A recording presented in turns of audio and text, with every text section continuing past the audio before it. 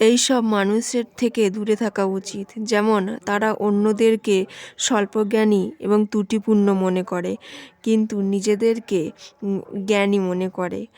আর তারা তারা সবার মধ্যে কেবল দোষ আর সমস্যা খুঁজে পায় এবং তা নিয়ে বিরক্ত প্রকাশ করে। তাদের কথাগুলো বিষাক্ত এবং চোখে কাঁটা থাকে।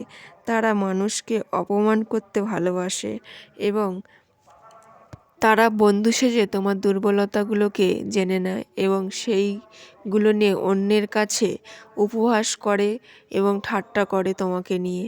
তাই এইসব মানুষদের থেকে দূরে থাকা উচিত। যারা বন্ধু সেজে তোমার ক্ষতি করতে চায় তাদেরকে চিনতে শেখা উচিত। দেখবে তোমার বন্ধু সেজেই তোমাকে সাথে বন্ধুত্ব রেখে তোমার সাথে ভালো গল্প করে তোমার দুর্বলতাকে জেনে তোমাকেই পেছনের কাঠি খায়।